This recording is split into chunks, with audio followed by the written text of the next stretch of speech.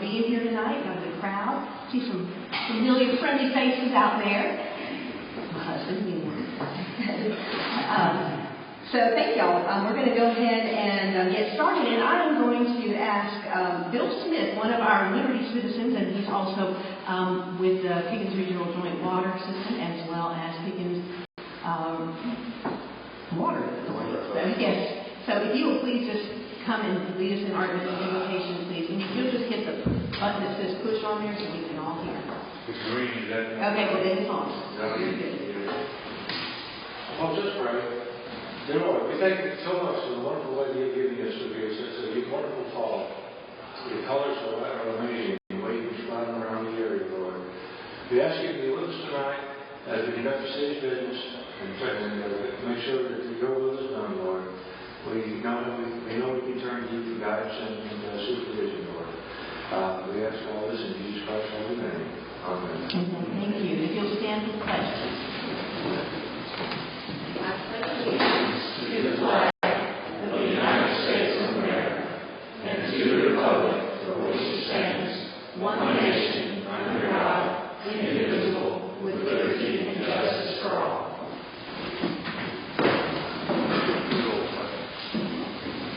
Okay, so at this time we do have some presentations, and I think we're going to go ahead and have Greenpenny Kevin Thomas, if you will come first and speak about our city reserve, please.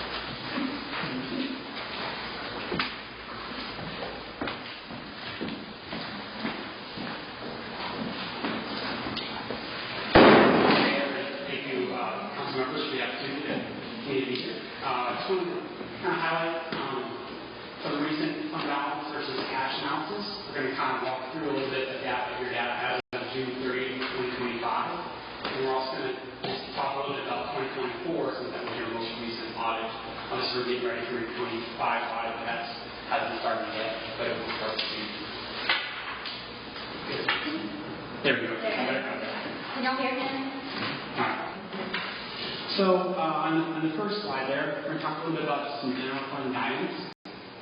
The GFOA, the Governmental Finance Association, Officers Association, they recommend you have a minimum of 2 months worth of fund balance as a reserve. That's 2 months worth of your full budget. So that's at a minimum. They obviously recommend that. Every municipality is different, right? So you have to figure out what is right for the city to be. What do we need to have for balance? We're recommending, generally around 6 months. 4 to 6 months is probably a good balance to have. If you go to the next page, things to consider. What are good reasons for a good fund balance? We have some cyclical revenue items, right? Property taxes come in November, December, or January. Outside of that, you get very little collections for property taxes. Franchise fees come once a quarter. And then your larger MAC business license, that comes one lump sum at the end of June each year. So you have to go the whole year before you get any money from that. It's always going to have some reserves for emergencies, right? Everybody has emergencies. We all have them in our personal lives. Every business has them. So you need a plan. You plan for them. You want to plan to have some cash set aside to be able to fund those emergencies when you need them. You never know about the economic issues and what's going to come with that. But otherwise, just overall, you need to have adequate fund balance to sustain your operations. Right now is actually probably one of the lowest revenue times for any municipality because from July to roughly November, we're getting a lot less revenue, especially the property taxes side, like we're talking about property taxes, franchise fees. So we have to have adequate fund balance in place to kind of get us through. Fund balance isn't quite like cash, but it's similar, right? So we have to have enough cash set aside to pay for our monthly expenditures as we work through November, December timeframe from July. So that's kind of the next slide there, slide 4. Fund balance does not equal cash. You have that age-old equation, assets minus liabilities equals owner's equity equals fund balance. So obviously cash is an asset, but there could be other assets on this, some receivables, some liabilities, accounts payable that affect that fund balance. But it's kind of good to compare the two. Your general fund for fiscal 24 was close as far as what the cash was versus fund balance. So it was not equal. And a good way to explain what fund balance is, right? Fund balance is kind of the accumulation of what your previous year's net losses or net gains are, right? Revenues over expenses, revenues over expenditures, that all accumulates and rolls forward from year to year. So that's what our fund balance is. That's how much we've accumulated over really the lifetime of the city as far as it's been operating. And then often cash restrictions are shown as fund balance restrictions. So if you look in your financial statement, your audited financial statements, you'll see restricted items down in the fund balance section.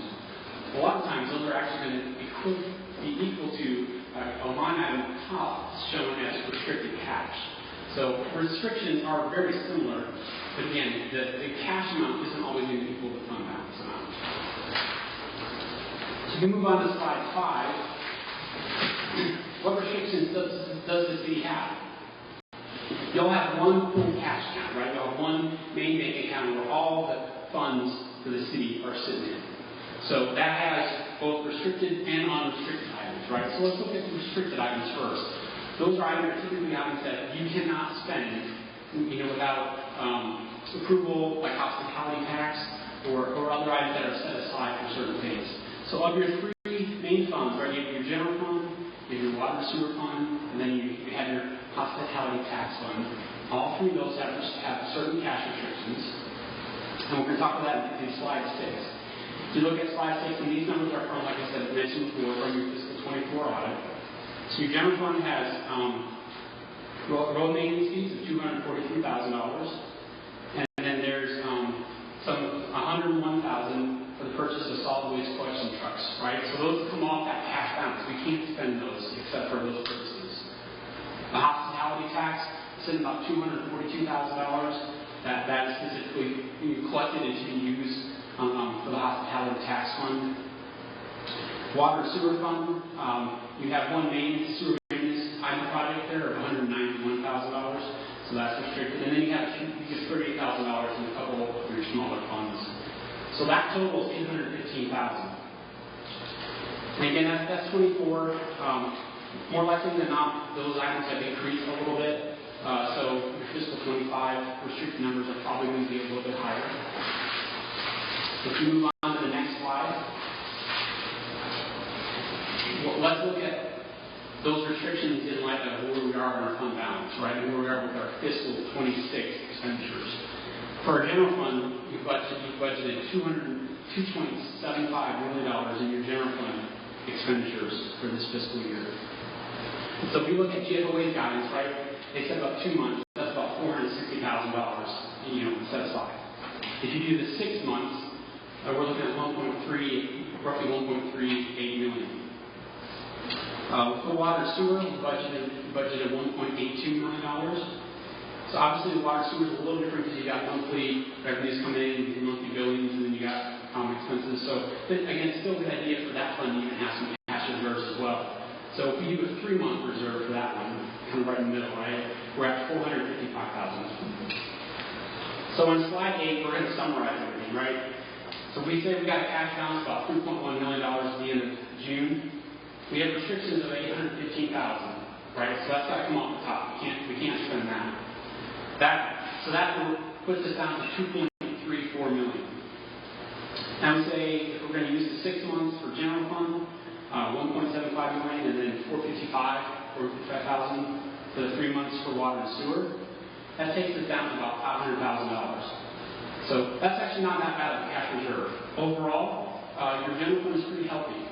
You're looking at about, from fiscal 24, I believe there's about $1.4, $1.5 million in unassigned fund balance. That's kind of after all the restrictions for general funds taken out. So $1.5 million versus your $2.75 million of your budgeted for this fiscal year. That's 50%, maybe a little more 50%, but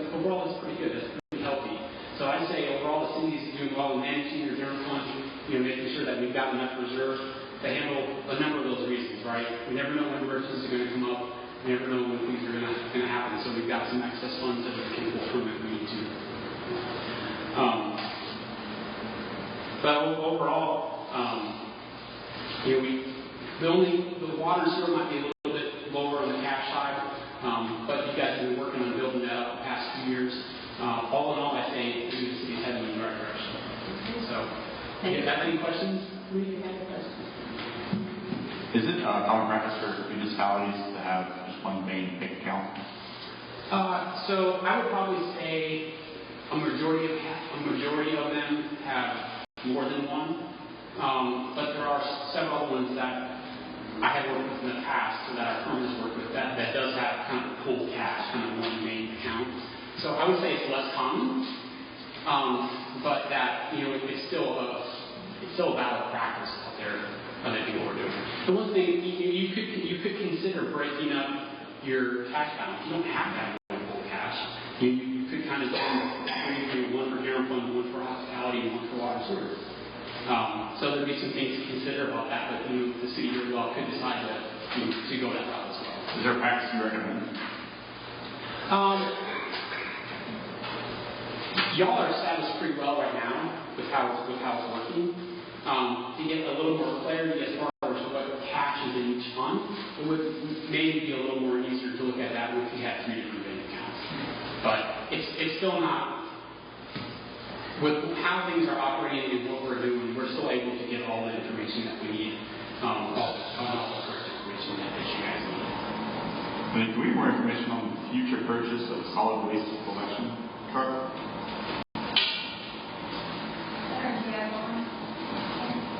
Is that this one? There's something in the notes of last year. If I can't now, we can definitely take care of it.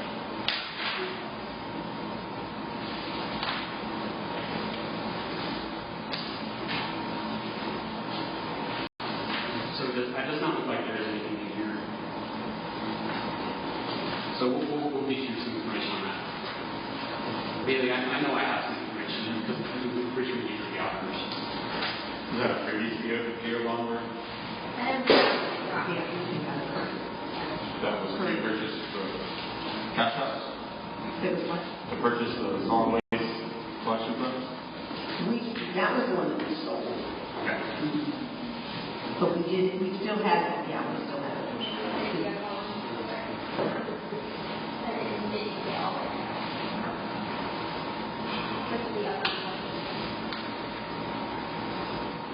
Okay, any other questions for Kevin?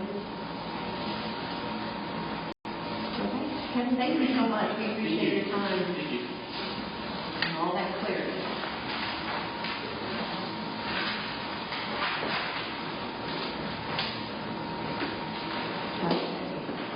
We had another presentation. Is everybody here from Higgins Regional? Not yet? Okay. So we are going to come back to that, and we're still waiting on somebody to show up. We're going to go on to our public session. Do we have any? John. Okay. Mr. Humphrey. I can't be the only one. All right. So I'm John Humphrey, 122 Alta District 4. 2 things I wanted to bring up today. One is some of our roads in the city. We have some issues with some washout and some deterioration on roads. You guys have seen it here in this local area here, but also there's other places around. I'm just going to bring one up very quickly, and it is on West Front Street. It's at the bottom of the hill. And at the bottom of the hill, it looks like we tried to do some work on both sides to do some reactive maintenance. But it looks like on the one side it didn't take. The asphalt started to fall in, and it'll be a dangerous place, and we just need to take some time and look at our roads. We probably need to do an inventory of the roads of what is the issues that we see, and then get some priorities out there and see if we can get some things addressed. I think we had some issues with the county money and how the money was being utilized for some of the roads being fixed when there's problems like this, but we need to look at that. The roads need to be evaluated. And like I said, this one at the bottom of West Front Seat, it's at the bottom of the hill. So you know that fun hill that everybody loves to go on. It's right at the bottom. And if anybody goes to the side of the road, it's going to keep continuing to fall in. So it'll be a problem. Another thing that just occurred to me tonight as we were sitting here watching the presentation from a gentleman about the fund balance is we are technologically deprived here. In 2025, there's no reason we shouldn't have presentations on a screen or on a projector or something so that the public can see the slides that he's talking about and going through those presentations. I think that's something that's very important for the public to be able to see. I appreciate that you printed off a bunch of paper. I love it because the company I work for, we sell to the paper industry. So it helps me out. And I'm not saying to stop on paper, but I would say that we need to look into a way to be able to show presentations and show the public while we're talking about it in the council. So thank you very much. Thank you. Okay, we're going to move on to the proclamation. And this is a proclamation for Breast Cancer Awareness Month, October 2025. Whereas breast cancer is one of the most prevalent and life-threatening forms of cancer, impacting millions of individuals and families worldwide.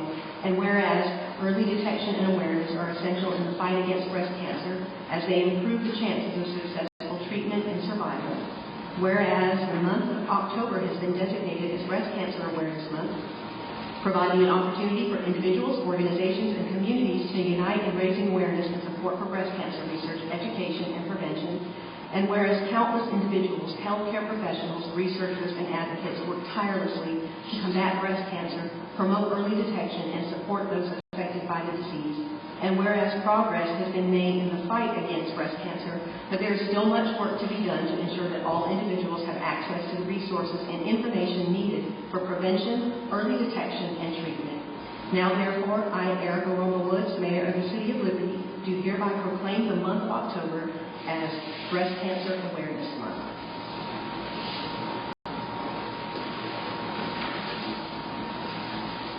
Okay, thank you.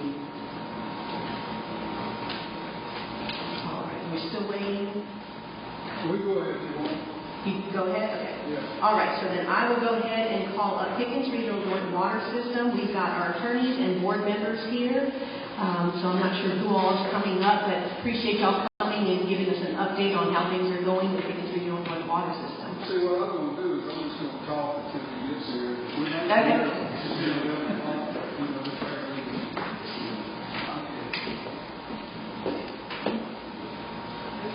And this is Tom Ponder. He is the chair of Pickens Regional Joint Water System.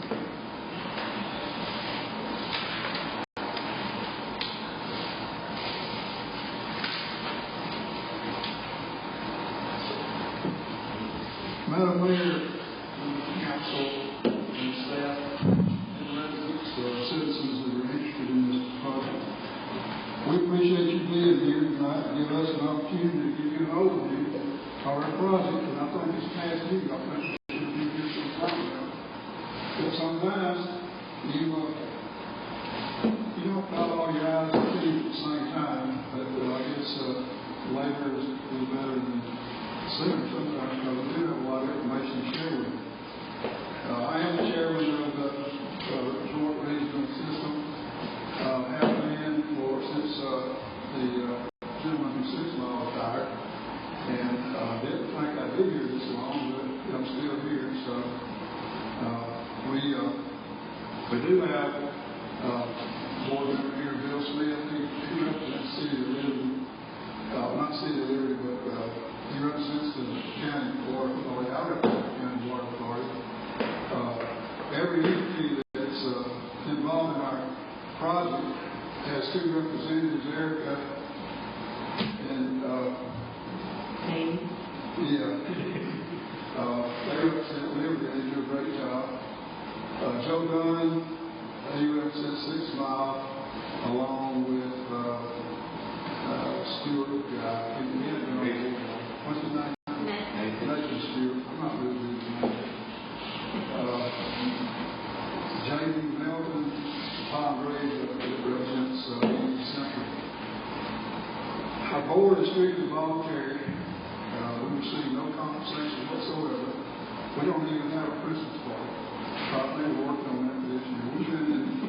We've been in business, I guess, for maybe 5 years, 4, 5, 6 years, and during that time, we feel like we've put together a really good team as far as having different components of the project to manage. Going back a little bit further, it all started with county council. They gave County Water Authority a $50,000 grant to study the concept, which we did, the County Water Authority did. And as a result, the Pecos Joint Regional came about. I'm happy to say that we have the endorsement of Pecos County Council, we have the endorsement of our state delegation, and we also have the endorsement of our folks in Washington. Each one of those government groups have helped us with our funding in some form, shape, or fashion, and that's always good. There's no free money, but we'll take whatever money is available to assist us in our endeavor. As far as our team goes, we do have a good board, and we are not political. We don't count votes. We don't make decisions unless we have thorough factual information. We've been very thorough. We have really good engineers. Mr. Justin Jones with Hartford Engineers here tonight. He's our lead construction engineer. Amy Hopkins, who is out of the country, she is our design engineer, and she has really done a good job for us. Troy Rocha, who is on his way as a lead engineer, he kind of orchestrated all this together as far as pulling these engineering groups together. As far as the person that kind of keeps us moving together, it's Amy Brown. She works for us, and she knows what we're thinking before we actually think it, and keeps us on track. And I always want to thank her every opportunity to it's great work with her. A little bit of history. Liberty probably has played a big role, and when somebody might remember that back in the 80s, City of Liberty was under an order from VDEC for quality and quantity issues of water that the city was getting from the stream down below 123, and made some attempts to get other entities involved who had water supplies to assist them, but they didn't have any luck, so they laid it to the county council. County council has not, never will be directly involved in water, but they serve Pecos County and they serve City of Liberty. It was their interest to create an avenue to pursue a way to get the water to Liberty that they so badly needed. So they reacted to County Water Authority. And the County Water Authority, it does not control water districts or entities as far as the water projects, but it does control the flow of water in and out of Pecos County. And so the Water Authority was able to work with council. Council had a grant writer. He wrote a grant that assisted in developing the water line from Pecos to Liberty to get water in there. So, and that, as we speak, the water coming to Liberty still comes through that water line, and it comes through the County Water Authority. We sell it wholesale. We don't sell it retail. You pay us what we pay for it. So, it's worked very well, and we work very well with Liberty, and we also sell water to the County Water Authority. Also sells water to Bethlehem, Roanoke, and East Central, the South Side water. And we've had good working relationship with all those folks. So, about 10 years ago, we got started on this venture, and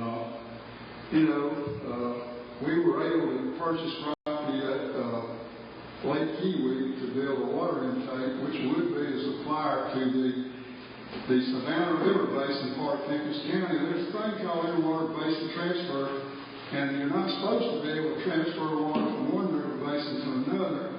So the water that we propose to provide will be, it'll come from Lake Kiwi, which is in the Savannah River Basin, and be discharged in the Savannah River Basin. So, that has to do with regulations and whatnot. But we feel like, according to the test that we run, this water intake is sitting at the side of Lake Kiwi where the water is almost pure. And we've done extensive studies out there to determine, what are we going to be able to provide. And I'm here to say I don't think that anybody in the state can provide any pure water than we can as we, come online.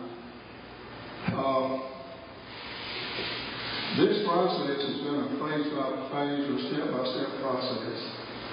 And we're pretty far along in the process. We're completing most of our transmission line. We have a site located off of Highway 178, about 46 miles for our storage tank. We have done some early works. Our early works project out at the site has allowed us to go ahead and get a jump on the project from the standpoint of laying out our entrance road, our grading, timbering, and some infrastructure. So we're trying to get ahead of it so that once we are ready to go with construction, that we don't have to start from ground zero. Because as you know, when you get in a construction situation, there's always issues that come up and delays and so on and so forth. So we like I say, we put a lot of thought into what we do, and we try to look ahead and we try to project. I proudly say that we have always been transparent. We've always been honest. We try to keep politics out of it, although sometimes that hasn't always been possible. But at the same time, we're going to hold our position. So when we started talking about this project, it goes back, I guess, decades. And there's been an interest in Pickens County about Pickens County residents that have its own water intake on Lake Kiwi. And part of that has to do with Pickens County water for Pickens County people. And with that intake that we are going to activate, it will be governed by a board with representatives from each entity who has a vote, and has a say-so, and every decision made going forward. And we realize that we have to start somewhere, but as we look ahead, we see ourselves starting here in rates, and we see that those rates ascending as our project matures. It helps us develop control of our destiny for the future. We don't know what's going to happen at Lake Kiwi. Hopefully we don't have a drought. Hopefully we don't have some type of catastrophic situation that occurs. Duke Power is not in the business of generating water. They're in the business of generating power. They have levels that they have to maintain. And my fear always has been if something happened and rationing need to be done, where would Pickens County fall as far as the ethanol goes? There are other entities that pull water out of Lake Kiwi. And my understanding is that they provide good service and so on and so forth, but sometimes it's not just germane to one, it's germane to any entity that has its own water system that reaches out in areas outside of that entity. It develops in a situation where that entity controls everything, regardless of who they serve, the people who they serve live outside, say the municipality of they're under combined utility. The people who live outside Eastman that get their water from Eastman, they don't have an opportunity to serve on the board, so they don't have an opportunity to have any input in any decisions, rate decisions, infrastructure decisions, any decisions, the board has to come from people that actually live within the city limits. So actually, they're going to look out at people that live in the city limits first, you know. But in our situation, like I say, you're in this system, you have ownership in this system now and in the future. And when we started, we weren't looking at 5 years from now. We looked 50 years ahead. T.W. Pickens made a lot of money in the oil industry. I think he owns Oklahoma State University. And he made a decision a few years ago to buy a lot of land in up toward Oklahoma and into Nebraska. There's a huge water aquifer under that. The reason he bought that land, so he could tap into that water aquifer, he said he figured he could make a few more billion on selling water. So, you know, wise man said who controls water sometimes controls life and death. And I know that may be a little bit dramatic, but if you understand what I'm saying, the less control you have on the future, you may be dealing with some perils that you don't want to deal with, you know. But we also know that there are areas of the county that aren't served by any kind of water system. There are wells, the fire departments, the rural fire departments, they have wells on the creek, dry wells, I think they call them, on the creeks. So if they have a fire, they have to go and pump water out of the creeks to get it to the house or a mobile home or property to put the water out, put the fire out.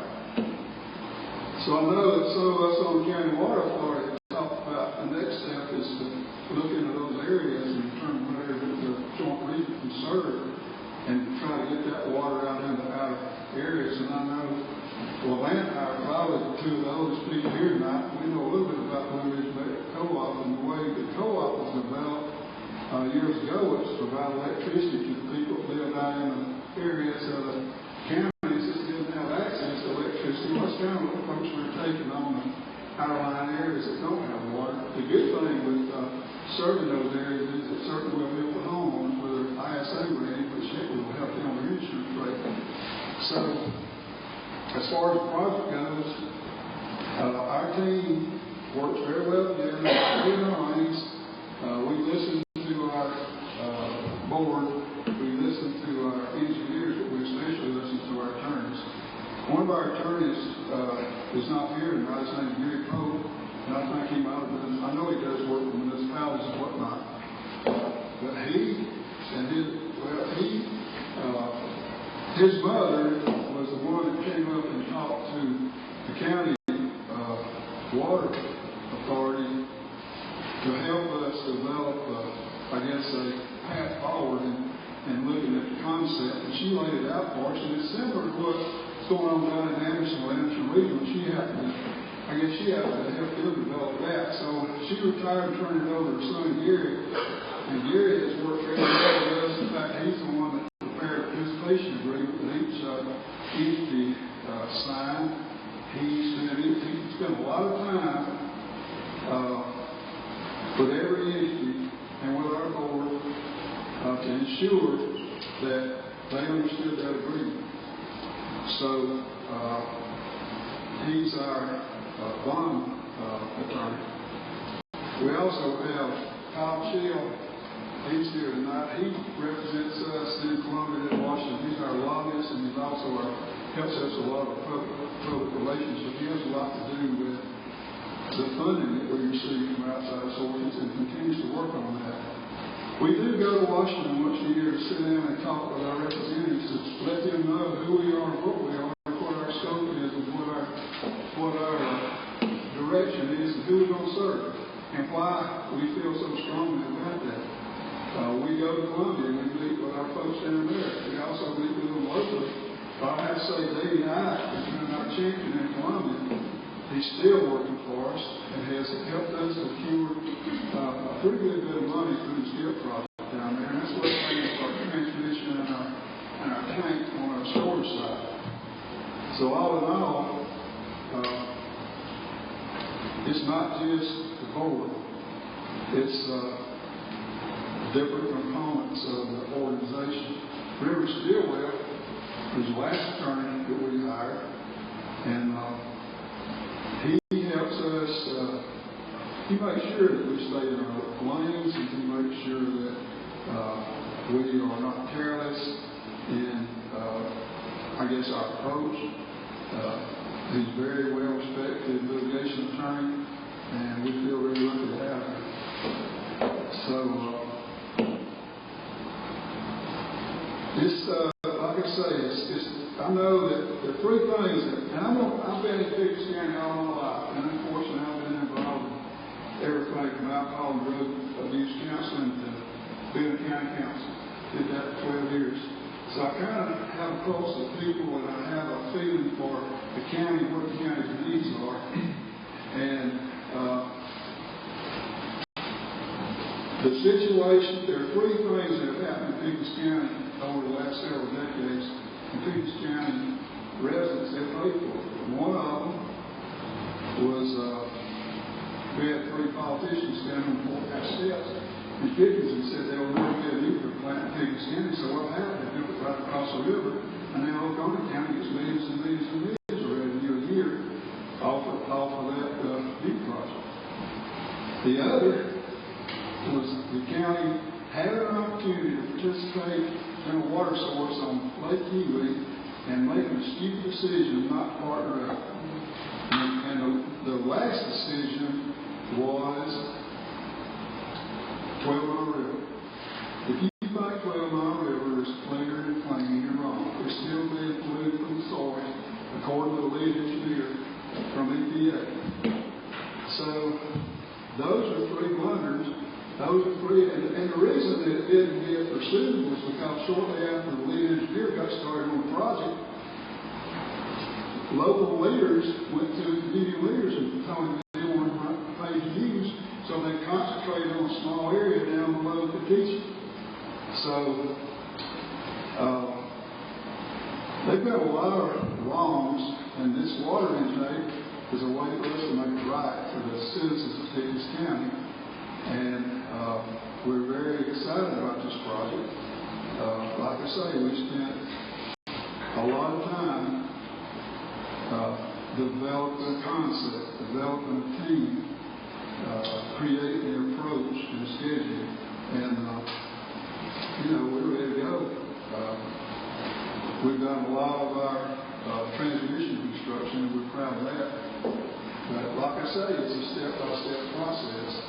And we haven't run through all the processes yet, but we're making pretty good progress. So I don't know where Troy is, and I'm out of breath. You've done good talk. He's about 5 minutes away. We're going to have a little break.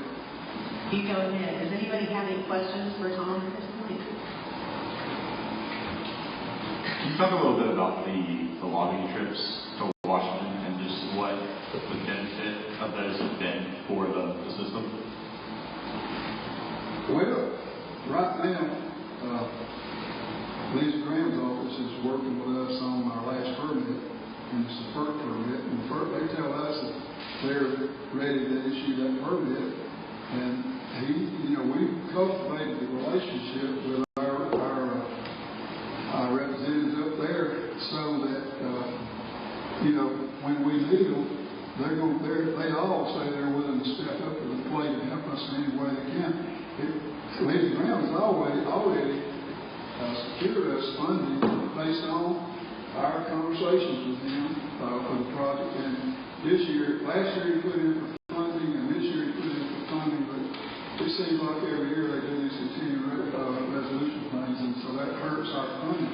But he continues to try to pursue funding. We met Ms. Biggs this year for the first time. Jeff Duncan represented the district that she filled. He decided not to run again. And we met with her in her office, spent a lot of time with her, showed a lot of interest in our project, and basically said that she was going to look for other funding sources to help us with our project.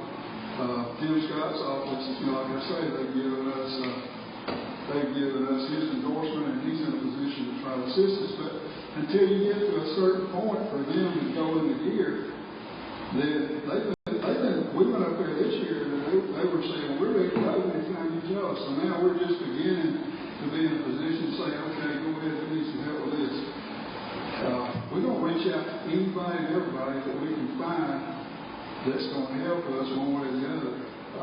So the trips up there are not junk trips. We go up there one day and come back the next, and it's like a forced march. I don't know if you've ever been in the Army or not, but I'll tell you right now, that girl right there, that first year, she got to kill us. Because how many steps did we walk? She had on a pair of boots that had heels about that high, and she was walking on about that much pavement. And I had my cowboy boots on, and I had to sit down right there before the mile, you know.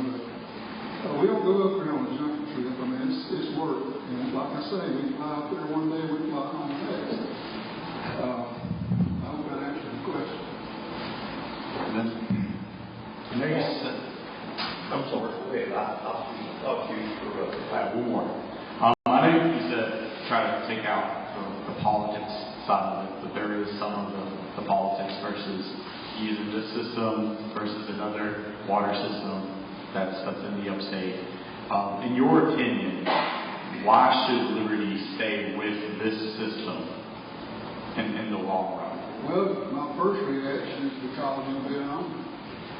You'll have the ability to be in the decision-making process. You'll be in the position to be in the planning process. And with our board, which is a conservative board,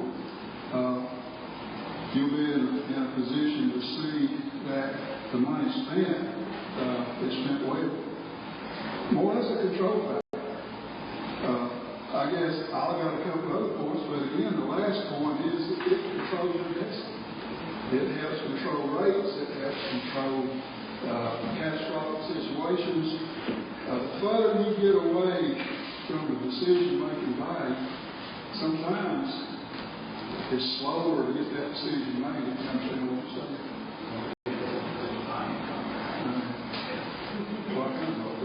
The other thing is when each entity signed that participation agreement, it's a binding contract. So you can pull out, but that does not remove your financial responsibility.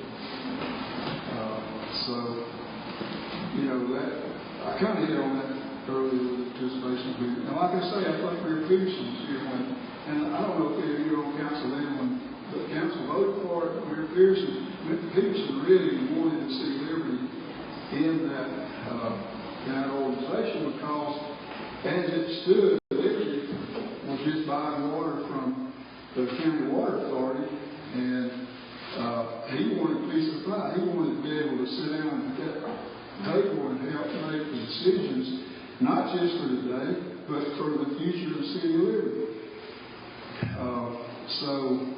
And I'll say I was proud to be on council at that time and vote yes for that as well. It makes sense. I mean, it really makes sense. You know, your finances, your personal finances, you want to be in as much control of those finances as you possibly can. You want to see that your hard-earned money is spent, well spent, and for a purpose that matters. And the investment that you're making into this system will pay dividends for years to come. Not just you, not just your children, but their children and your grandchildren. And hopefully, beyond that, unless the good Lord says it's time to come home. You know? So, I hope that helps you understand a little bit about the questions you had. Thank you. Thank you. Very good questions. Well, then, you mentioned, this is on my question, you mentioned that you would still have financial obligations if you pulled out. Not pointing any fingers, but as is happening in the Pickens, didn't they pull out? if you remember, I said it twice. Our process is a step-by-step process. And I don't know if you can read between lines or not, but we've got a lot of ground to cover before we look at that. But we're prepared. You know, just because we haven't called them in or whatever, doesn't mean that at some point in time we're not going to look at that. To see you brought up tickets, and I'm saying it did and glad it did, because I kind of want to explain to you how that came down. Like I say, we're not political. And we haven't really been that political with that part of our situation. But the thing that frustrated me, one thing that frustrated me about it was the previous mayor of Pickens is the one that taught me into serving on the county water authority. He believed in it, and then he bailed, you know. Here I am 10 years later when I'll be in Australia, if you understand what I'm saying. I heard through the grapevine that they were going to vote for that, so I called the mayor. The mayor said, I can't talk to you in a meeting, so I'll call you back. Well, he didn't call me back, so I sent him a message the next day, kind of late today. Just make a long story short, we tried to get city officials to just sit down and tell us what the problems were and see if there weren't things that we could help them work through, and they refused to do it.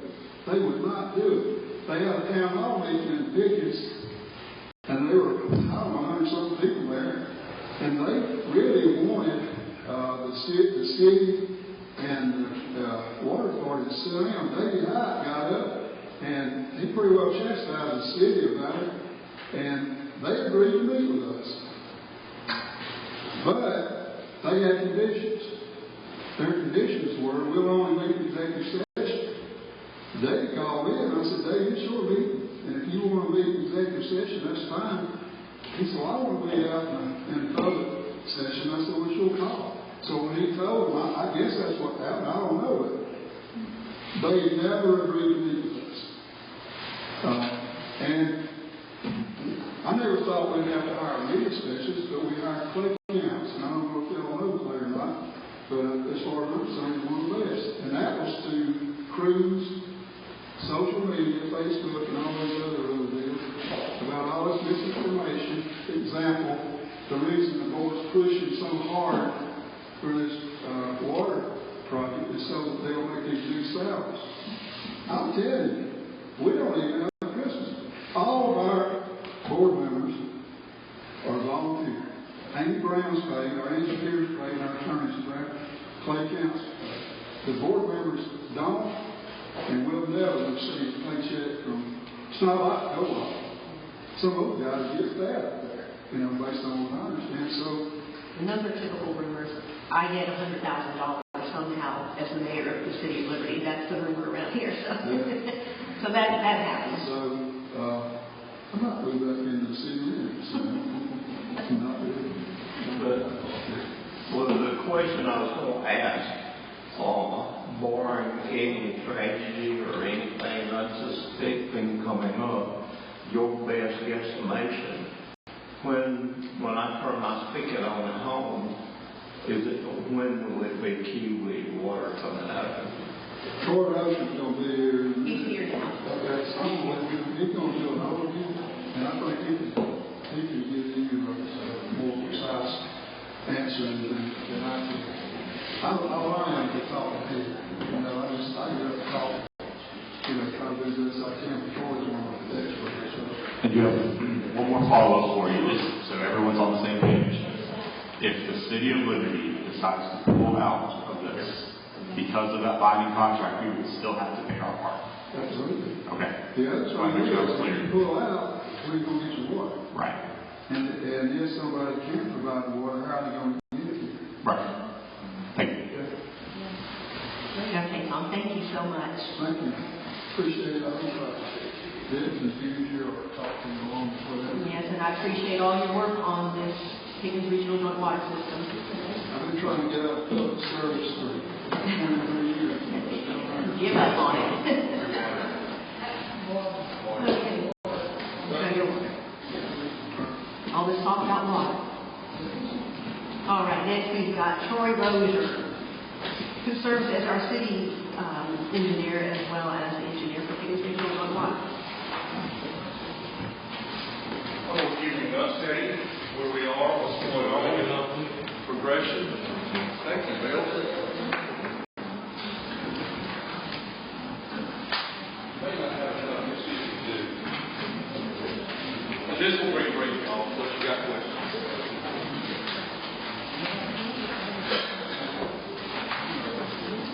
You should have one from Mary too.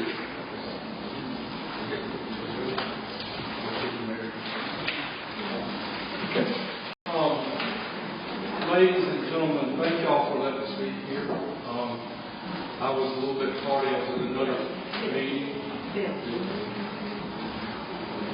So anyway, what my purpose tonight is to show you the project, where we are, the current progression, where we're going.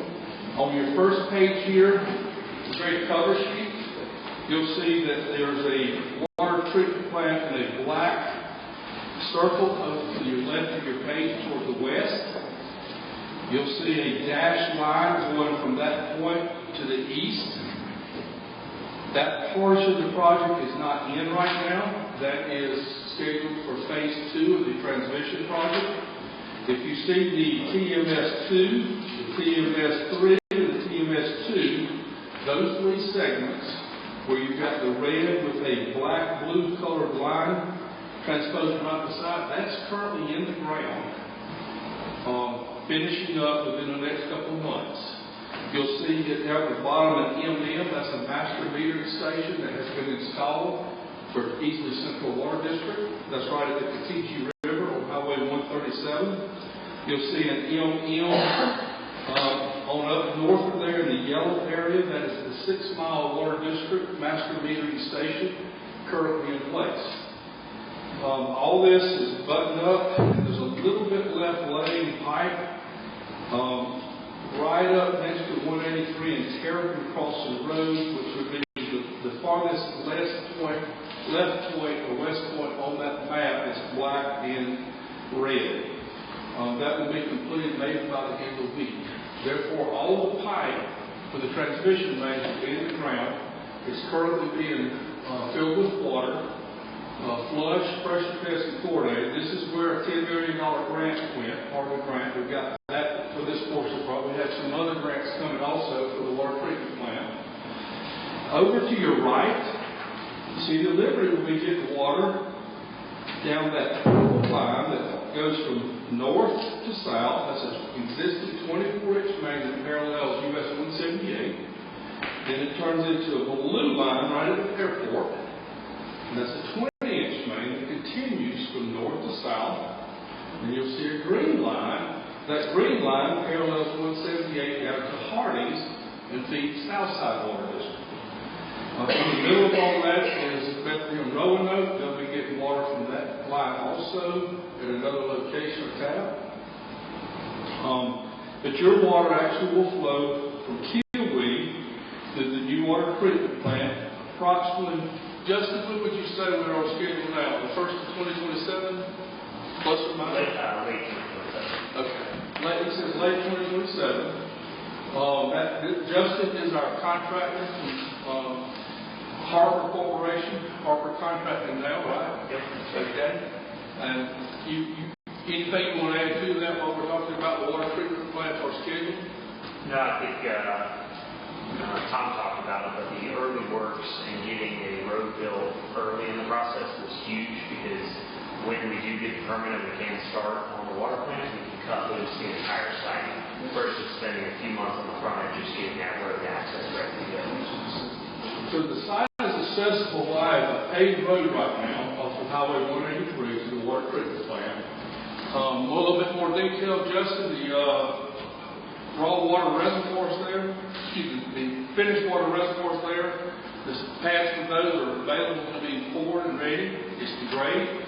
The actual water treatment plant is the grade, ready for construction there, and it's cleared over to the lake for the raw water intake. On the second page of your document, you'll see, notice it says informed set. It's about 400 pages, what, 380? That's about right. 380 sets of plans. I couldn't bring those in here. You wouldn't want them anyway. But the plans are conformed, ready to go, ready for construction. The third page in there So shows... can you hold it up a little bit so everybody in the back can get a view of it? Oh, man, Bill. The price is right, man. That's good. On the third page of my presentation I've given you, you'll see the darker shaded area is the actual roadways or driveways. Over to the right, you'll see the clear wells. Those are the water, treated water tanks that I'm talking about. The middle part there's a membrane building, which is actually the treatment facility. It is a ceramic membrane filtration, which is far-reaching in the future as far as quality of water. You will not have fluoridation. These ceramic membranes, the pores in the ceramics are so small that it gets out most of the viruses. There'll be a dose of chlorine added to this just for disinfecting the line coming to you. But it's the cleanest, best source of water we know to get, how to treat it, best way we know the latest technology. This technology is probably, 20, 25 years old? Correct. But it's been used in wastewater more than water treatment. It's really state-of-the-art from a water treatment perspective. Originally, Japanese technology, is that right? I believe that's correct. Now in America, though. So y'all will have the first one in the United States, the water treatment plant, which y'all are owner of this, that y'all are part of, in the whole United States. You hear the term PFAS now. How many of you heard of PFAS? PFAS, these forever chemicals that are in our water. Generally, if you have a water treatment plant that's already existing, you have to build, it's called a train. You're going down the line with your water. You go off to the side, and you build a GAC plant, granulated activated carbon, to clean up the PFAS in your water, and then bring it back into your plants. Very expensive to do. The way we're set up with ceramic membranes, you just add powder activated carbon at the beginning of your system, and it collects on the outside of the membranes, and you backwash it out. You don't have all this extra expense. So we're looking forward to the future, what's coming to us, and prepared for that now. So ahead of the market there. On the fourth page here, you'll see an actual flow diagram. Zach, I figured you wanted to look at this. I brought this for you. A flow diagram, how it all works. The next page is simply a rendering of the front entrance of your water treatment plant. And then I'm going to keep moving. Y'all can come back. I'll be glad to answer any questions. On the next page is the current. Y'all believe how many permits it takes to make this thing happen. All the hoops to jump through. Well, right here are all of them already in green, meaning green's go, except for one blue, and we could get it any minute now, literally, other than the federal government shut down. Have they opened back up yet? As soon as they open back up, we hope to get our first permit, because it's that close. That's all we're waiting on, and we were told mid-September, so I don't know why we don't quite have it. The rest of these are just copies of permits that's been done, so you can see that this is real, this isn't just something fabricated, or that we're guesstimating on something. It's actually real permits and ready to go. And as far as updates, as soon as we get first permit, our funding, we have two different mechanisms for funding. Mr. Kyle Michelle, raise your hand, Kyle. He's usually dancing in his chair, but tonight we're not, but he's working on more grants for us. He's got us $4 million so far. We got another $1.5 million, I know. And you're working on another $4 million, if I'm not mistaken. Is that right, sir? Senator Graham is. Okay. But you punched him in the arm to make it go, right? Senator Graham gets all the credit. All right. And don't forget about the $10 million from the state for the SCIP grant. And then the other $1.5 million that Representative Hyatt, Davey Hyatt, was instrumental in helping us with. Most of that went toward your transmission project, which I mentioned earlier. Do y'all have any questions? I told you I'd make brief. So two of these permits say that the construction must be completed prior to January 9th, 2020. This is the one from the Department of Environmental Services. Well, there's two. There's the water supply construction permit. Actually, seems that they're both. What's the difference between these two? I don't know. I'll be a double. I didn't put this together. I should have checked it. Right. The last page is the Duke Energy recommendation for the first. The second to last page and the third to last page. Zach, you showed me up. That's a duplication. Sorry. Good job. Well, one of them says will be construction must be completed. One's water treatment plant, one's a transmission plant. Thank you. Sorry about that. And we just got an update that it'll be online in late 2027. Yes. What happens if there's a delay in the construction? Do we just have to get a new permit? Well, the transmission will be finished by then anyway. Okay. The water treatment plant, I'm not sure which one's dated which. It's easy though, we ask for extensions on other projects about every month. You just write a letter, they just reapprove it and go on. I told you I didn't give you that flow diagram so you can focus on it. Any questions?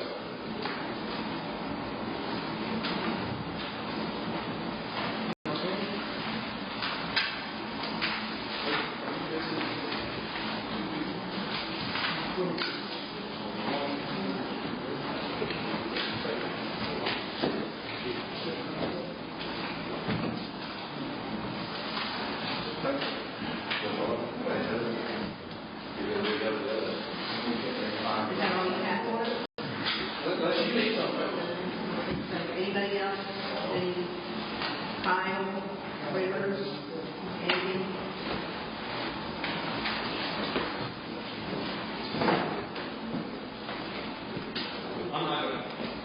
Hey, my name's Kyle Michelle. I appreciate the opportunity to be here.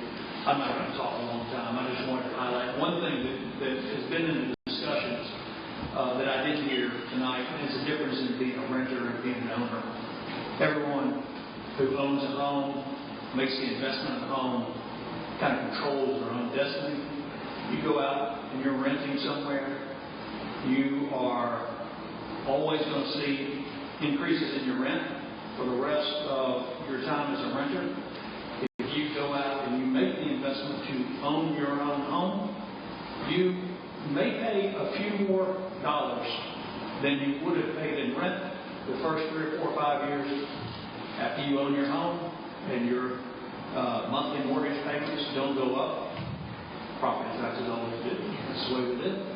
But over time, you become not only more in control of your own destiny, you are at a cheaper price for your home than if you were still renting 7 years later, 9 years later. Like Tom said, we're not thinking 5 years, we're thinking 50 years. So that's the way I picture this.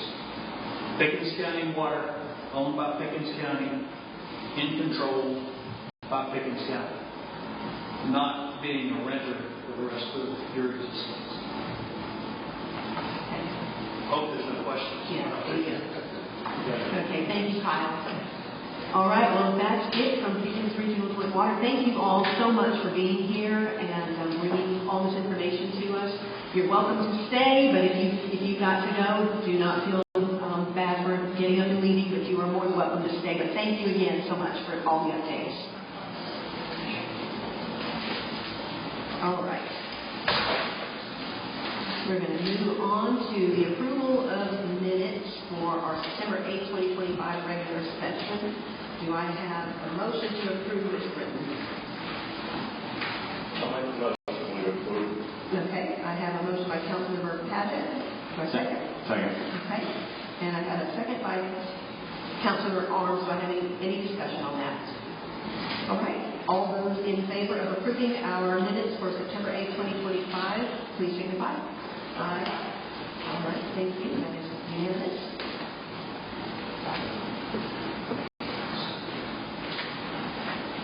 All right, and then we have new business. We have an appointment of a new member to our Board of Zoning Appeals, and that is Elizabeth Yeats, and she is not with us tonight. I think she came. She lives on Higgins Drive, and she is a realtor, but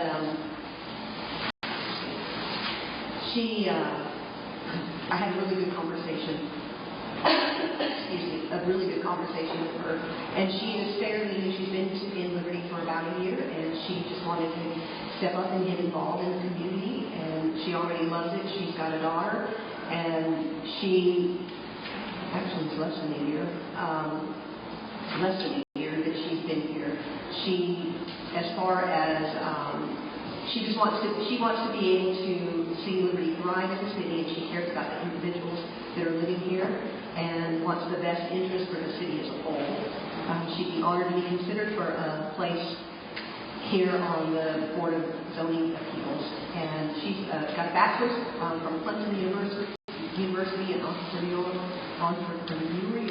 management, a master's from Liberty University in human resources, counseling, and Christian ministries.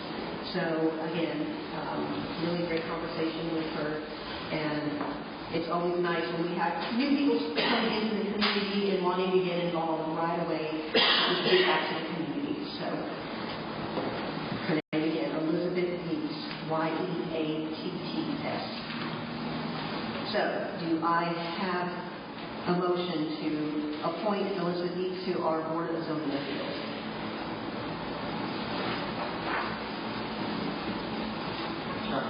Okay, I have a motion by Councilmember Schoenlein. Do I have a second? Okay, I'll take all right. Any discussion? Okay, all those in favor of appointing Elizabeth Yeats to our Board of Zoning Appeals, please signify. Aye. All right, and that is unanimous. Thank you. That means we've got a forum now on the board, so that's good. And be able to move on with business with them. So Jennifer Bissett will be getting with them and setting a time to sit down and talk with them, and so she can explain to them what's expected of them, and they will have some training and all that to do prior to becoming active on that Board of Zoning Appeals. All right, old business. We've got our ordinance 2025-08. This is the 100% annexation of parcel number 4088-08-99-1234, which is Cornell Duclair. So this is our second reading on that. Do I have a motion to annex this in? So moved. All right. Councilmember Arms, do I have a second? Second. And a second by Councilmember Whitaker. Any discussion on that? All right. All those in favor, please signify. Aye. All right. Thank you. And that passes unanimously. Right. Ordinance 2025-05, amendments to the business license ordinance. This is for special events and entertainment provisions.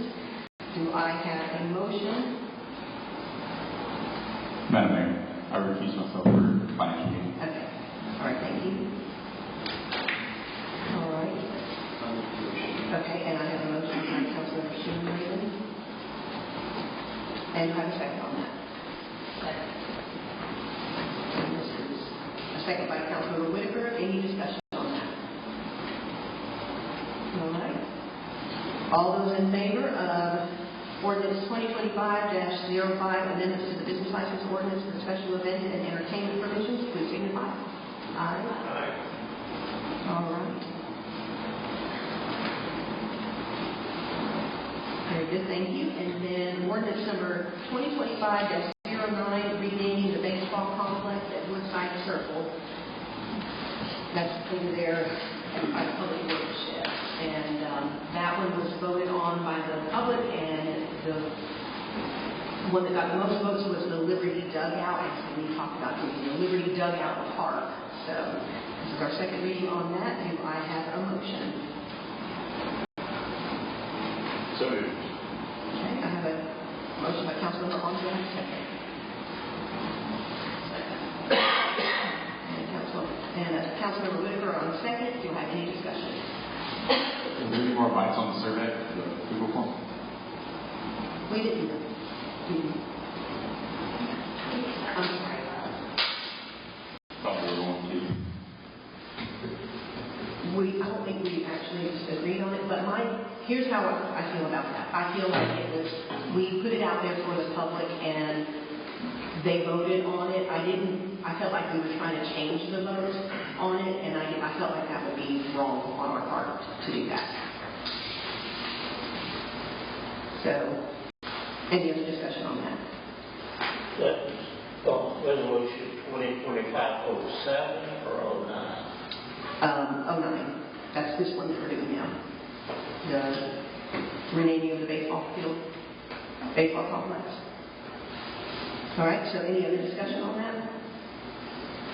All right, hearing none, all those in favor of ordinance 2025-09, renaming the baseball complex at Woodside Circle, please signify. Aye. Okay, thank you. That is unanimous. All right, next we have, we're done with old business. We are going on to our city and financial report. Deputy Administrator Locke. Before everybody, I got a lot to say this. For City Hall, welcome the new employees here. Welcome. She started on September 17th. She is our Event and Economic Development Coordinator. Sarah has begun cross-training and business license as well as the water department as participator for all City Hall positions. As always, we've been working closely with EPA on our grants due to the government shutdown and a lot of EPA employees out of work. Things have slowed down, and we're waiting on them for next steps regarding our CLAPs. For those who don't know what a CLAP is, it's a collaborative problem-solving agreement. They are agreements which Terracon is our consultant, sent to EPA having secretary approval before we go on site and do a phase 1. Those of you like to see the mayor's press release, if you haven't, please visit our website and read it. We've met with the county, our financial consultant, Ernestine, and Rob Wolf with the Municipal Association. Together, we've developed some promising strategies that we plan to present to council as part of an action plan regarding the reassessment and setbacks for millage. We will bring these proposals to council as soon as they are finalized. At this time, there is nothing we can do about the additional revenue already coming in. Our focus now is determining the best path moving forward. For our Public Works Department, this team has been very busy. We have ordered a new sidearm, which was budgeted. We purchased 3 new weed eaters. Ours, we had no working weed eaters, so we had to order 3. And then we bought a new lawnmower after our one and only lawnmower broke down and there's no fixing it. All city equipment and vehicles in the Public Works Department have been inspected, and we are working to ensure they receive regular maintenance and upkeep. This has been neglected in the past, and we're committed to prevent that from moving forward. We're creating a maintenance log that our staff has to maintain before getting in their vehicle. The team has also been cleaning and organizing the shed. Fall decorations are underway because our Christmas events are earlier this year. You'll see our team decorate for the holidays sooner this year. If you haven't already, stop by downtown and see Mr. Jacko Liberty and take a picture. Last but not least, in Public Works, we have a new Public Works employee, Brian Reed. He started October 2nd. Yes, his position was budgeted for. It has taken us a minute to advise and interview to find the perfect match for this position. Mr. Reed will be assisting Mr. Odin on the trash truck Monday, Wednesday, and Friday. And the other part, he'll be with the Public Works crew. This puts us at 4 employees in our Public Works department. One will be on medical leave until the beginning of next year. For stormwater, we have some great updates coming to you soon, but at this time we do not have any public updates for you guys. But there is some great things happening, and we'll let you know soon. Water and sewer. Clearwater has been doing an excellent job since taking over our water and sewer department. They have already begun fixing leaks and addressing issues that we've previously been unaware of. They are now handling our Cyclone A11s, which is our locating services. As you may see them out located on behalf of the city. They are assisting our Public Works team with shed organization and inventory. It's been a huge undertaking for the both of them. And with this, they're going to inventory the parts, tools, and equipment that we do have and make sure that everything is in working order and not actually using it. For our recreation, Mills Avenue siding, it's since been completed, so I'm grateful for that. The Little League baseball lighting, they're working at the Inland Field and Water Tower Field to begin in November of 2025. The Little League baseball sign, they're waiting to have that started until they get the separated, which will be the Little League dugout park and game. Winter baseball registrations are currently open. We have 87 participants as of October 8th. And then we have 3 new sponsorships. We continue to maintain all of our park recreation grounds and facilities. We've had 2 rentals for our city stadium, that's for travel football and no wheels. We had 2 rentals for the Rosewood Center, which was for the annual pet bath. We did not have any rentals for Mills or the city gym or the baseball field. We had 4 rentals for the gazebo, and then for Starling Park gazebo project, we have the quote and awarded to Carolina Environmental Construction, so you should see a new roof being put on the courtyard gazebo before The 1 mile loop of cemetery maintenance, you might already see them out there, that was awarded to Bishop Sun Yard and Home Maintenance. Temporarily, they're doing our 1 mile loop in cemetery for our public work guys to get them on the feet while they're focused on getting our shed in order. Coach would like to discuss fitness court installation with a representative with the National Fitness Campaign, as well as him and Mayor Woodford discuss a handicap accessible swing with YLA representative, and the central location will be at Middle Avenue. For our police department, they issued 196 warnings, 216 citations, and 14 arrests. For our police committee and events, they had a first responders recognition on September 7, 2025. Liberty officers attended the first responders recognition Sunday hosted by Eastside Baptist Church. Officers were honored with a special morning service and lunch. They also did Back the Blue K9 run on September 11, 2025. Liberty officers participated in a 1 mile in support of the Hiding Place, a Union County domestic violence organization that provides housing, counseling, advocacy, and education and resources for survivors and children. For our finances, I did attach the PDF from Green City, but I tried to help explain it a little bit better on that top page. For the general fund, just keep in mind for August, we are into our slow month. So we tend to get our money more at the beginning of the year than we do the end of the year. So right now the general fund lost $7,244 in August, and so far we have $72,376 we've lost so far in our general fund. Utility fund, we've earned $95,622 in August. That puts us ahead at $135,317 for the year.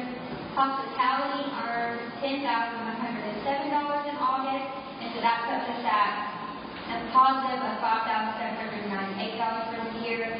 Our victims fund lost $330 in August, and that puts us at a loss of $866 for this year. Our total bank balance as of August 2025 is $3,091,948.49. We have an overall net gain for August of $98,155. A little budget overview: the city has started for 26 fiscal year a progress is measured by comparing actual results to the actual budget. At this point, we should be 83.3% of the budget still remaining on the year. For our revenues, we have a total remaining at 83.26 remaining, so we are right on target. For general fund, we're at 85.41, which we are slightly behind for revenue in our general fund. For utility fund, we are at 80.09, which we are performing better than expected. And then for hospitality fund, we're at 83.62 remaining, so we are right on track for our revenue for hospitality. For expenses, we have a total of 84.42 remaining, so we're doing slightly better than we expected overall. For general fund, we're at 82.77, so we're a little bit over for our general fund. And then for utility fund, we're at 86.65. We are under budget, and we're doing great shape for our utility fund. Overall, our revenues are $3,500 higher than expected, with our expenses being at $80,000 higher than the budget for fiscal year 2026. Just to do a quick note, like always, like many cities, limit income expenses fluctuate throughout the year. Some months you lose more just because of revenues coming in, like property taxes, franchise fees, the state tax program, which come out throughout the year, but the rest of them come out at the beginning of the year. Just keep in mind that our property taxes and MSC tax programs, we should get those January to June. Does anybody have any questions for me?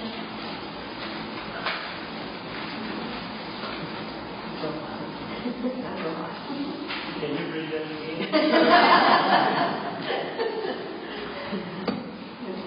So I understand that we're waiting on a couple of solutions for the reassessment issue. Is there nothing we can discuss tonight? So do we have an update since the press release? Can we work to schedule a special session next week to try to take care of this? Well, we can, but we have had to do the initial conversations first with the county, and then today, this afternoon, we actually met with Green City to see what our options are. And sorry, I'll have to take my notes tonight. So that's why, I mean, we can set up something, but once we have something a little bit more definitive, we didn't want to just come without having all the options to give you.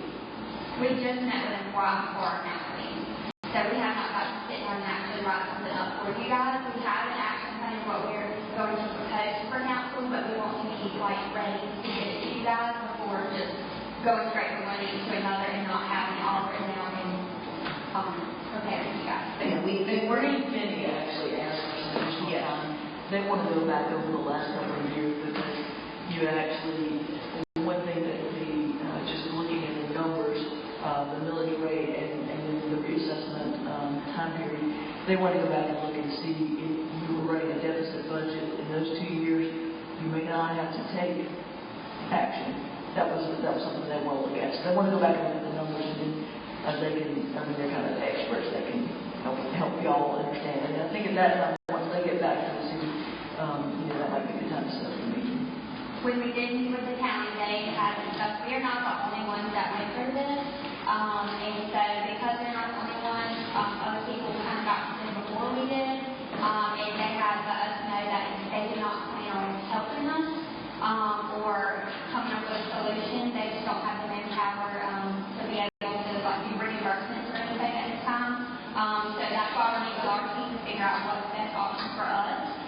We did ask the county if there's any way moving forward in the future we can be contacted better. In 2019, we did get a very detailed email that we did get, and we can show that. We did not get that this year, but they said moving forward they'll do their best to send out letters or send an email or something to let us know, because with staff changes, there's not nobody knows that off the top of their head. So they said they'll communicate with us better. They said a lot of counties, their auditor very, I guess, one-on-one. We don't have that, unfortunately, and so we just need to communicate with them that in the future, if there's anything that affects the city of Liberty, if someone could communicate it with us, and they said they have no problem doing that moving forward. Okay. Can we at least try to have a special session scheduled by the end, not have it this week, but have it scheduled by the end of this week? We'll do our best. We need Green City to get the information that they need to, because we don't want it to waste our time. We need to have all the information so we can make the best decisions. So. And there's no hurry because the money is coming in. So there's no answer on what you're doing with the money. The money won't come in until January. So at this time, we can't reimburse it or give it back. So we're getting it in January. It's what we're going to do with it and how we're going to prepare it in our budget. Right. We just need to make sure we're having a sense of urgency, because this is a pretty big concern. Yes, and that's why we've been working. We've been working on it for a minute here. Like I said, we right away with the county. That was last week. Today, this was as soon as we could get with Green City, and so we are doing our best. And again, they're going to be researching some more information, so that way they can bring us everything in its entirety, so that we can have the most information to make the best decision on this. Yeah, it's urgent for us. We've met with tons of people, and it came as a shock to all of us in City Hall, because none of us were aware of it. And when we met with Trey with ACOG, he let us know that, if you don't have consistent communication, then how are you supposed to know? How are you supposed to do that? And this is so, I mean, yes, this was bad. It was not good, and so we're doing our best at what we can do right now, and just we're learning from this, and we're going to put things in place so this doesn't happen again. This is not completely uncommon. This has happened, to other municipalities as well. So that's why we were able to. We did talk with ACOG early on, and they kind of gave us some ideas as well. So there are solutions, but we want to make sure again we've got all the information we need to, so that we can make the best decision on that. Okay, thank you. Is there an update on the old City Hall as far as the asbestos? We're waiting on EPA, and because of the Brownfield, or is it something that's separate, right? So EPA is Brownfield, and they're a government-funded program. Okay. So CARES-On is our consultant that works alongside EPA. They make sure we get our class stage and stuff done, but it's all at EPA discretion. Okay, I didn't know if we could use that for city property, or if it had to be private property. No, we haven't worked on it. All right, any other questions on that? All right, thank you. Thank you, Bailey. And we're going to move on to our city council comments. Councilmember Schuman. Okay, thank you. Councilmember Paget. Don't have any comment, but in all the presentation that went on tonight, I think we have to open it. That's what John was saying. We're going to work on that. We do have one right here. If anybody who did presentation would like to use it, we have one, but we can't make people use it if they don't want to use it. But we have one. Okay. Anything else? Go ahead. No. All right. I'm fine. Okay, and Councilmember Arms.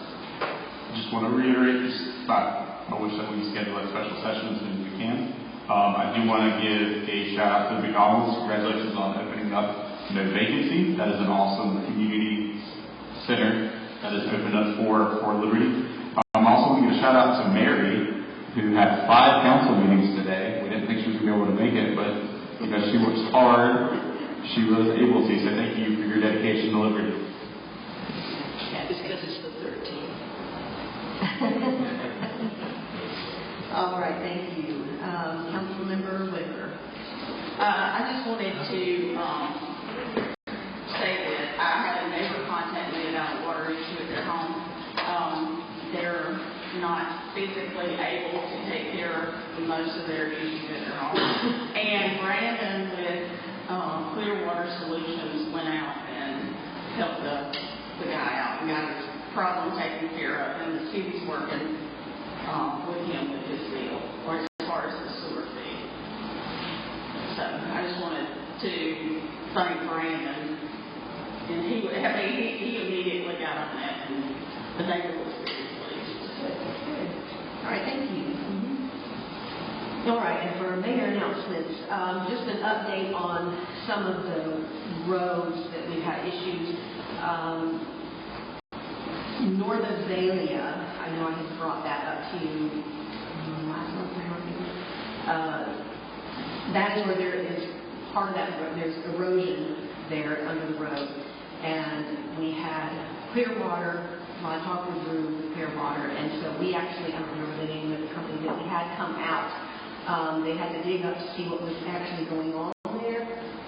And it's a major issue. There's actually a stream that flows there under the street. So the corrugated metal pipe has actually corroded, and so it's going to be a major project. So we don't have any other information as far as that goes, but we're just going to be looking into that, see where we're going to find the funding for that. But right now, it is still closed through traffic, and thankfully right now it's working because the houses that are there's 2 that nobody lives in, so it's not causing a problem for anybody that's living there right now. So there's that, but we'll give you an update as soon as we know what the next step is on that.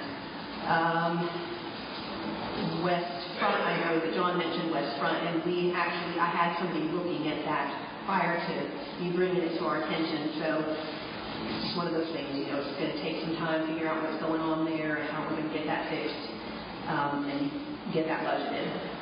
And also the manholes that we have been working on, have Easy Combined Utilities come out and look at those on North Palmetto and Blue Ridge, and they came out and jetted all that stuff out.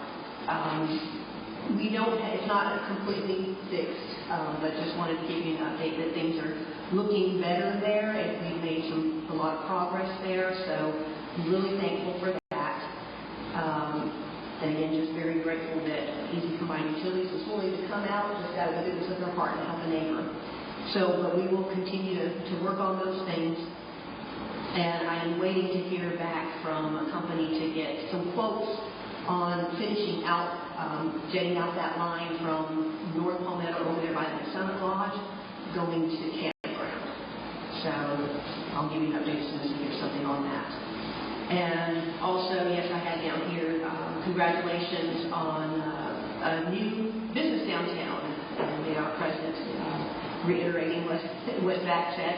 So it's always nice to see that we're getting new businesses downtown, no vacancy bar, and we will be having another one opening soon. They made an announcement and they took it off because they wanted to change the pictures, but the announcement was made that the Pendleton Candy Company is planning to open November 1st.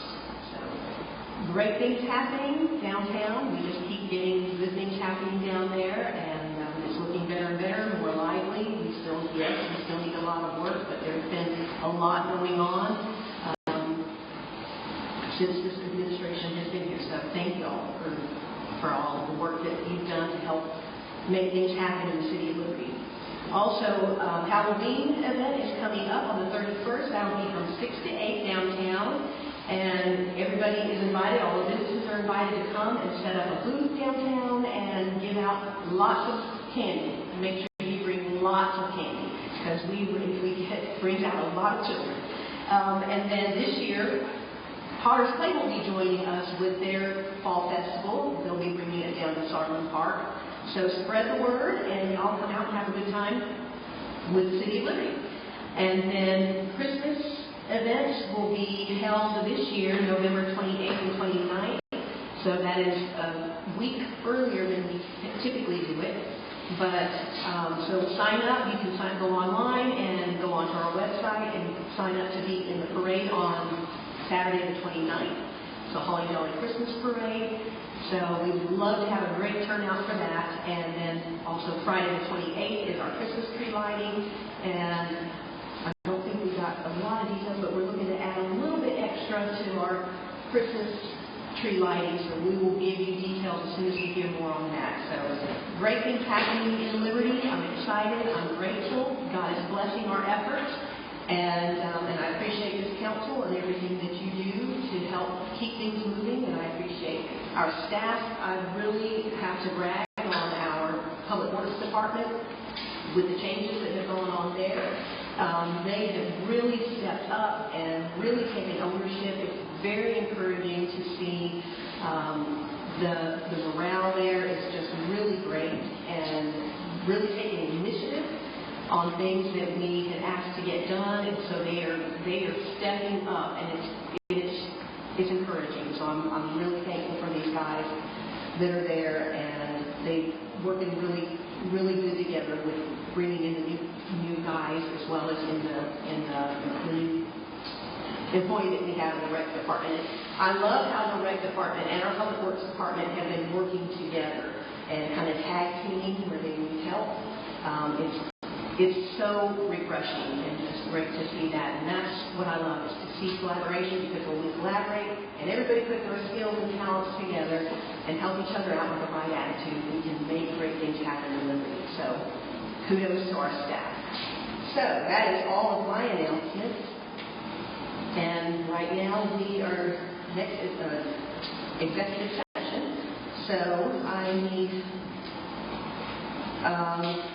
a motion to enter executive session, please.